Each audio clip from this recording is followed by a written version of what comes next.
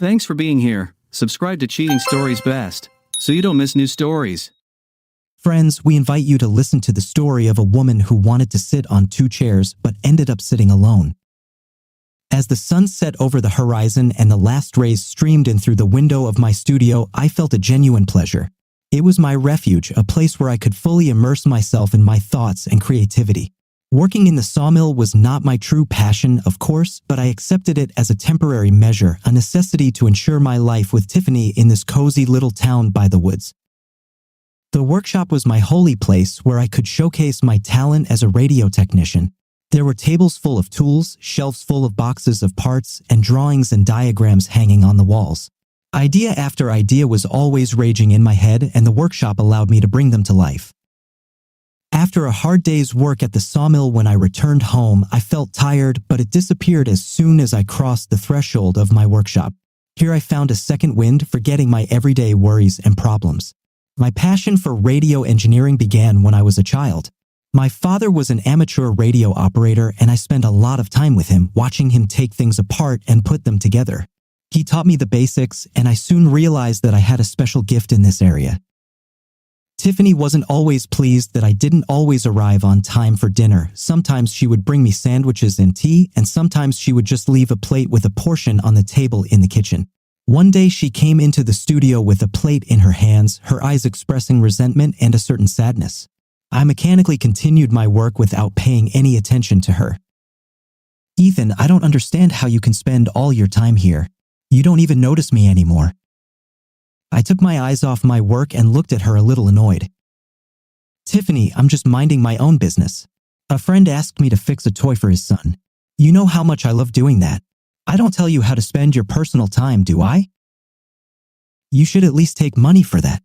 It's no use." She threw a plate on the table. I felt my calm state turning into irritability. "I can't take money from my friends. Are you bored?" "Yeah, man. Bored. When was the last time we went out? When did you give me flowers? You're not married to me, you're married to your goddamn iron." Tiffany freaked out and left, slamming the door. I can't say I didn't feel guilty at all, but I wanted her to understand me. She herself worked at the local cafe as a manager, and outside of work, she liked to take care of the pigeons she raised in our backyard. Sometimes she was too demanding, but even though I was very patient, she sometimes managed to get me into a surge of negative emotions. I waited for her to leave, her sermons making me lose my mind about how to remake a radio-controlled car for a friend's son. And I promised him I'd have it finished by tomorrow. An inward surge jerked my hand, and I dropped the plate off the table in one fell swoop. The sandwich shattered into several pieces on the floor. After a second, I came to my senses, looked regretfully at my failed dinner, and sighed heavily. I realized that I would not be able to finish what I had planned today, and leaving the toy in a disassembled form on the table, I went into the house. But as I crossed the threshold, I noticed something unusual. A pair of strange men's shoes were standing at the front door. We used to take our shoes off outside and change into slippers so as not to bring mud inside. The boots told me something was different. Quickly changing shoes, I headed into the kitchen where Tiffany was usually. She was sitting at the table holding a cup of coffee. "Whose shoes are in the hallway? Did you invite someone over?" Tiffany looked at me with some disbelief. "I told you about it 2 weeks ago, Ethan. I put up an ad for a room. We have a couple extra and we need the money." I think I was beginning to recall her telling me something like that. Apparently, it slipped my mind. And then today a man came up who's here on business for a couple of months and was looking specifically for a home setting. His name is Benjamin Walken. He's a very nice man, you can tell he's well-mannered. "And you couldn't have consulted me before you let anybody in the house?" I felt my hands clench into fists. Tiffany sighed and took a sip of coffee. "Do you care about anything other than your trinkets?" I didn't know how to answer her better. In a way, she was right. But letting a stranger into the house without knowing anything about him, I thought, was stupid of her. Stupid woman. And all I could say was, That's when the tenant himself came downstairs. "Oh, I beg your pardon. I didn't mean to inconvenience you. I just need a room and a couple of meals. I won't bother you with anything else. I swear you won't even think about me. I'm Walken. Benjamin Walken." He held out his hand to me. "I believe you're Eaton the landlord." I was slightly embarrassed by his politeness, but I extended my hand in return. During the handshake, I sensed that this man was not as simple as he seemed at first sight. "Oh, come now, Mr. Walken. You're not embarrassing us at all. Please make yourself at home," Tiffany interjected. "Call me Benjamin, just Ben." "And what is the purpose of your visit to our remote town?" I inquired. "I can tell you. I am a writer and I have become fascinated with the subject of urban legends. From some sources, I have learned that there are some fascinating legends about your town. So I came to talk to the residents and visit the library to learn more information so I could write a great book." "Of course, Of course, Ben." Tiffany encouraged the conversation. "You can also come to our cafe. There's an old guy who's a frequent guest there and everyone thinks he's crazy. But I think you can learn a lot of useful information for the book from him." "Tiffany, do we have anything left for dinner?" I asked, looking in the fridge. "Aren't you full?" "There was an accident with my dinner. So is there anything?" "I'll fix it. Ben, will you join us for dinner?" "I'd be delighted to join you." Ben smiled and sat down at the table. Several days passed. Our lodger gave no reason to doubt him. He behaved quite decently and tried to stay out of our lives. Although I was away at work all day, I now spent less time in the workshop in the evenings and more time in the house. I didn't want to leave things unsupervised. He paid well for the room and even gave over and above the amount as a reward for sustenance. Tiffany started cooking more often and I noticed that the food tasted better than before. Apparently, she was trying to please her tenant. He was free to leave the house, his wife gave him a spare key, and he wandered around town looking for information for his book. In the evenings, over dinner, he would share what he had learned. But sometimes he would just take his portion to his room. On such days he looked sad and tired. One day I invited him to sit with me on the terrace and just have a beer to relieve my brain and chat not about books and legends but just talk about the little things in life. I told him what I was into. He even asked to see my workshop. So I asked him about where he's from and what he's into besides writing. I asked about his family and friends. All these questions he answered briefly, discreetly, and reluctantly as if he did not want to share information about himself. It seemed strange to me because a person does not withhold information about himself without reason. I didn't say anything to Tiffany about it, and I noticed that she got very attached to him, always smiling sweetly and trying to please. At the time, I thought she was just trying to keep a generous tenant. She even stopped nagging me for my fanatical fascination with radio components. A month later, Ben approached me with an unexpected offer. I was sitting outside the workshop at the time, fixing Tiffany's pigeon cage. "Eden, I have a proposal for you that might interest you. It concerns your specialty." Did someone really need a tree? I thought at first he meant my job at the sawmill. No. I'm talking about your work with the various appliances you're so adept at handling. He took out his trademark pipe, spiked it with a pouch, and lit it with a few puffs. I have an acquaintance who assembles a car, and he needs a skilled technician. He needs one part done, and I know you can handle it easily. I assure you, he'll pay you well. I can't deny I'm interested in the offer. What I'll have to do. Are you in? First, I need to know what I have to deal with. Don't worry, it's nothing that'll get you into trouble. It's just that his engineers aren't up to the task, and after watching you, I'm just sure you can handle it easily. All right, tell me what you need. He told me that he needed to make a circuit board and some parts for it. He told me briefly what it would look like, then invited me into his room and took the drawings out of his satchel neatly rolled up in a roll. While he pulled out the blueprints, I had time to take a little look at his living quarters. I realized that I hadn't visited him once since his arrival. The room had changed a lot since then. He had rearranged the furniture to his liking and hung dark curtains so that it was semi-dark with only a desk lamp illuminating the room. Here, please see. He laid out the drawings on the table. I studied the drawing and realized that this was no ordinary piece. I couldn't even think of what it could be applied to. In the end, it was supposed to be a cylinder with a rod with a box at the top. What was it for? All I can say is that it would pay well. I don't know exactly what it was for, and the customer asked not to ask unnecessary questions. I looked again and understood that I could make this strange construction, but said that first I need to think a little bit. After all, such a sudden offer, and considering how much they would pay for it, I realized that the case is not quite legal or it is for some underground laboratory. Ben agreed with my decision but asked me not to delay my answer. I went to my workshop and started cranking up the old receiver. This kind of work always gave me a good idea. In the end, I decided to agree. He promised that my name would not come up anywhere and the proceeds I could spend on repairs to the house, which I had been meaning to do for a long time. I went into the house and headed to his room to announce my decision.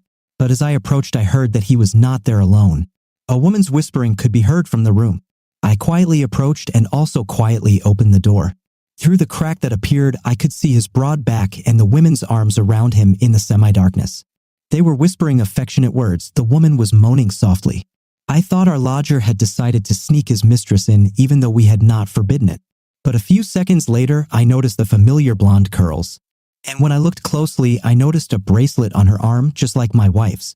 There was no doubt in my mind that Tiffany was hugging Ben. After all, that bracelet was one of a kind. It was custom-made and I gave it to her for our wedding anniversary and she has hardly taken it off since. When I saw the scene, I was furious. The man who seemed so polite and well-meaning was now having an affair with my wife. I felt hatred for both of them and was about to burst into the room with the intention of shouting at him, but an idea occurred to me as to how I could expose them and still gain some benefit for myself. I also quietly turned around and went downstairs to the living room. Turning on the TV, I waited for my wife to deign to show up. She arrived in a hurry.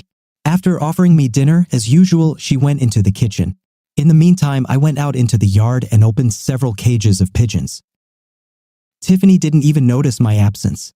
I went into the kitchen and sat down at the table to wait for her to pour the food.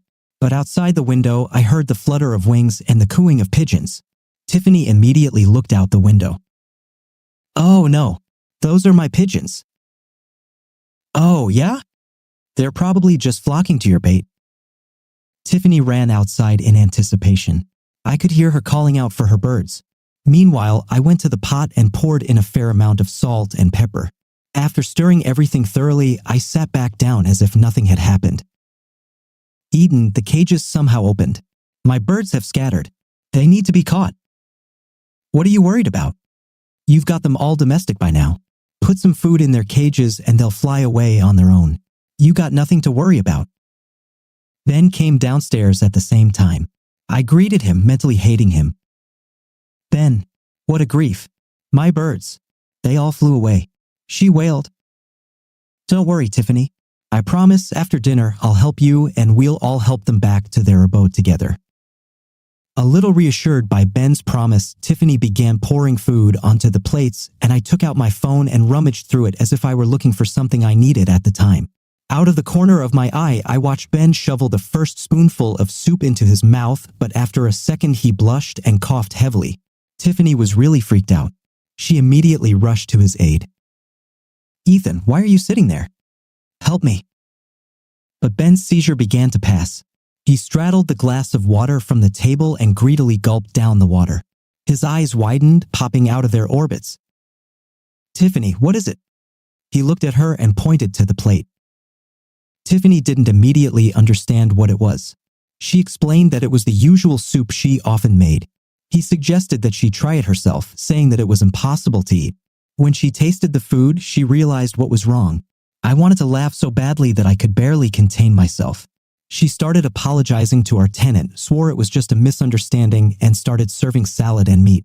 But Ben apparently took offense and went to his room, spitting and coughing as he went. "Did you do this?" She came at me with an angry look. I got up from the table and grabbed her by the shoulder and pulled her into a chair. "You think I'm going to let you make a fool out of me? I saw you today, bitch. Do you want a man?" I saw the guilt and fear in her eyes. "I'll tell you this. If I ever find out you're doing anything like that again, I'll tie you up at the sawmill and saw you in half. Do you understand?" She just nodded silently. I let go of her shoulder. "And don't you dare say anything to Ben. Just stop talking to him." Like a good landlord, I went to check on our tenant and see how he was doing. He was already feeling much better. I apologized for the failed soup and said that I agreed to his offer to make a detail. For several days I conjured up a fancy appliance. But my talent never failed me and the blueprints helped a lot. Soon I was finished and invited Ben into the workshop to pick up the order. "Oh, you truly are a genius. What a masterpiece. It's just beautiful." He was looking at it from different angles. When do I get the money? I asked the control question right away. I want to start the repairs soon. I added when Ben looked at me questioningly. Oh, of course. Half of the money I'm willing to give you right now, and you'll get half when they test the thing. Okay, I agreed. That was actually enough for me in case he decided not to pay extra. Ben went to his room and soon returned with a paper bag and handed it to me. I opened it and realized that this thing the customer really needs, there was at least 200,000. I knew that the amount would be a lot, but even this did not expect. Well, you can have it. Ben was already dressed for the trip. He wrapped the device in plastic wrap and took it to the car. He said goodbye and drove off, explaining that he needed to get the device to the customer as soon as possible. After wishing him a safe journey, I stayed in the workshop. For a few minutes, I sat and admired the bills I had received. Then I locked them in the safe I had in the workshop, which even Tiffany didn't know about. I decided to celebrate my business with a bottle of beer. I just had a few on my desk. I sat down at my desk again. After taking a few sips, I pulled a small remote from my desk drawer with a red light flashing on it and pressed the button. It was my personal gift to Ben, for he didn't know I'd stuffed the device with explosives. Do you think the main character did the right thing? Do you like his position? Write in the comments. And now let's listen to another cool story. I remember my early years when my father, a talented watchmaker, immersed me in the world of mechanisms, gears, and small, thin hands. I could spend hours and sometimes days next to him in his workshop where the smell of oil mixed with an atmosphere of mystery and craftsmanship. My father inspired me with his stories about past eras, about watch movements which were considered a miracle of technology of their time. He taught me how to carefully disassemble and assemble watches, taught me the intricacies of repairing and maintaining their accuracy. Every detail mattered, and I was absorbing this interesting artificial world like a sponge, preparing for my own dive. Over time, I became proficient in this craft. I have studied different types of watches, from antique to modern, and have always strived for perfection in my skills. The ability to disassemble and assemble every smallest detail, fine-tune mechanisms, and make them work flawlessly has become my vocation. Over the years, I have become an expert in my field. My skills and reputation have spread far beyond my hometown. I have repaired watches for collectors, museums, and privileged clients. My work was precise, meticulous, and skillful. But I didn't just follow in my father's footsteps, I moved on. I started creating my own watchmaking masterpieces, combining traditional techniques with innovative design. My watch has become an indicator of my skill and uniqueness. My path in the world of watchmaking has been constant growth and development. I saw ordinary mechanisms come to life in my hands, creating music of time and precision. Every moment spent in this world was filled with pride and delight from what I made my business. One fine evening, I decided to attend a local music festival where a number of talented musicians and singers performed. I was drawn to music and sought solace from my loneliness in it. Suddenly, Susan appeared on the scene. Her presence immediately captured my attention. She was charming and charming. Her long hair, playing with shades of gold, seemed to frame her graceful face. Her eyes were sparkling, deep, and full of passion. She looked like the embodiment of music in itself. When she started to sing, her voice filled the whole atmosphere. It was strong, penetrating, and full of emotion. I felt that every note comes straight to my soul. I was blown away by her talent and passion that pervaded every song she made. After the performance, I could not contain my emotions and decided to get to know her. I walked over to her, and as she turned, her eyes met mine. I felt a fire ignite in my heart. "I'm sorry, but you were amazing," I said, feeling the color rise to my cheeks. "My name is Stephen, and your voice made my heart skip a beat." Susan smiled and replied, "Thank you, Stephen. I'm glad that my music resonated with you. My name is Susan. It is especially nice to meet a person who appreciates the art of music." Our eyes continued to exchange sparks, and I felt that in this moment we found each other. I didn't expect to be reciprocated. I was sure that Susan had many admirers who constantly complimented her. But nevertheless, she willingly continued to communicate with me, which I was extremely happy about. We started talking about music, about our passions and dreams.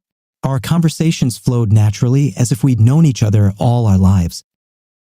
"You know exactly how to capture the listener's heart," I said, still feeling the vibrations from her performance. "I can't help thinking how great it would be to hear your voice every day." She smiled, and there was a special agreement between us. Maybe we can make it a reality. Susan answered.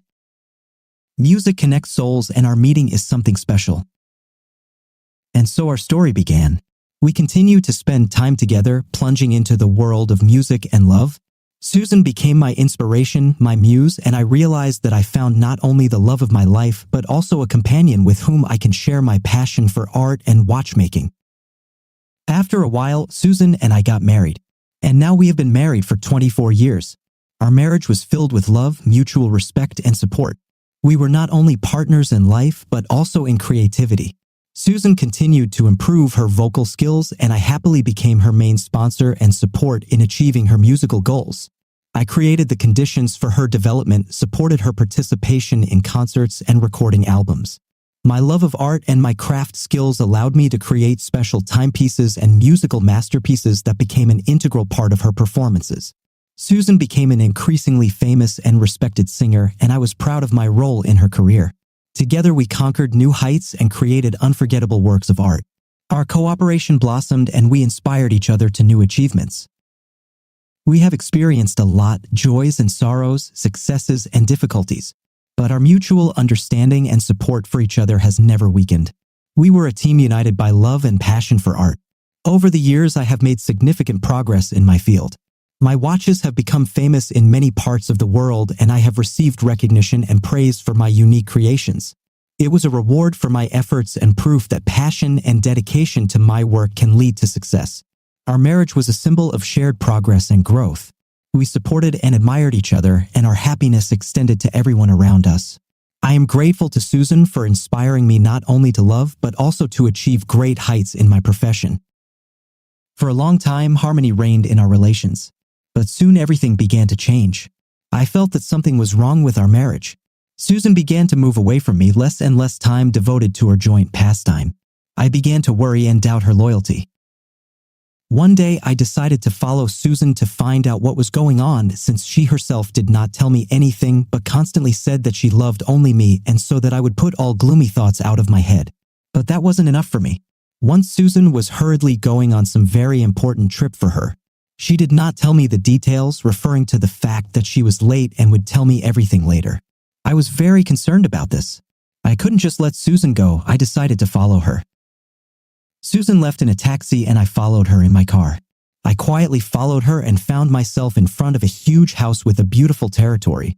And then I saw her, Susan, standing by the pool in a bathing suit, surrounded by a tanned guy who constantly paid attention to her. My emotions exploded. I experienced bitter jealousy and resentment. I was filled with feelings of betrayal. I decided to make a scene of jealousy and ran into the territory, shouting her name. Susan! What does it mean? What's going on here? My voice shook with rage and grief. Susan turned, her eyes expressing confusion and surprise. Stephen, what are you doing here? I can explain. Explain? How could you? I saw you with him, hugging, laughing. I thought you were faithful to me. She took a step forward, trying to calm me down. Stephen, it's not what you think. This is a rehearsal before filming a video. I'm working on a musical project. This is the actor I need to work with in the script. I'm not cheating on you, I'm just doing my art. Do you have such a bad opinion of me? I'm ashamed of you, Stephen. My emotions subsided when it dawned on me that I was wrong.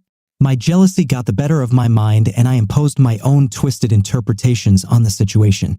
In Susan's eyes, I saw confusion and a little resentment. I'm sorry, Susan. I made a mistake.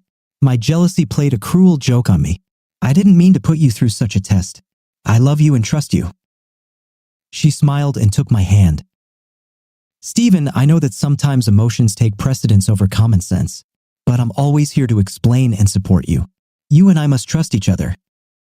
It was a lesson for me to trust more and not let jealousy cloud our love. Since then, I have tried to be more supportive of Susan in her creative endeavors, giving her complete freedom and support in her career. We continue to build our life together, strengthening our bonds of love and trust. Everything was fine, life went on peacefully. It was only in our house that things began to disappear. Perhaps the servant decided to cash in a little on theft. But of course, no one admitted this to me. I was greatly outraged by this and decided to take action. I installed hidden cameras secretly from everyone, hoping to figure out the thief. It was a very hard day. I was in my workshop trying to fix a very ancient clock. The work was very painstaking. I was very tired and decided to take a break. And then I remembered about remote access to hidden cameras. I could watch videos directly from my phone. It was getting pretty late and I started scrolling through the video I had taken all day. I never saw the thief and it was no longer important compared to what I saw and heard. The video was my wife with Richard. It was an advertising agent, Susan. At first glance, nothing unusual. I have known Richard well for a long time, but what happened next shocked me. Well, Susan, soon you will become the brightest star in the sky of show business. Yes, Richard, I really hope so. The main thing is that my husband does not stop sponsoring my projects. Yes, you can still pump out a lot of money from this freak, Richard said with a grin. Yes, I hope so. Let this bag of money pay for my successful future. As soon as I reach my heights and become independent, I can finally send this freak to hell. I'm already terribly tired of pretending to be a loving and caring wife. I'm just sick of it all. Be patient, baby, it will come very soon. Now go to daddy, let me mash your buns properly, said this freak and greedily grabbed my wife by the ass. Richard threw my wife right on the couch in the hall and started to do her dirty without any foreplay. I was just in shock. I was trying to find a thief who stole a couple of trinkets and then I ran into something that left me speechless. For a long time I could not come to my senses after what I saw. Emotions just tore my mind apart. I didn't want to believe what was happening. But still, I was able to calm down and finally understand that my wife is a lying creature and a whore. I felt that I should take revenge on these bastards for their hypocrisy and lies.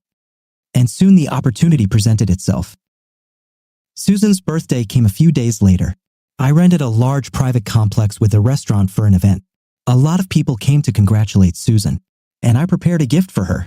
I took the microphone and started congratulating Susan. My wife has always been honest with me. She never lied to me. Really, honey? With a sly smile, I looked at Susan, who was standing next to Richard. True, my love. Everything is just like that. Susan replied with a smile. Fine. Darling, I have prepared a present for you, but I also want to take this opportunity to thank Richard.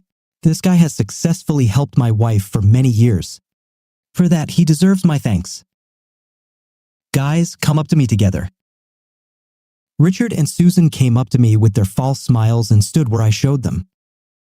And now I will turn on the video and you, dear, will immediately understand what gift I have prepared for you, I said, turning on the huge TV. I'm already looking forward to it. Susan opened her eyes wide.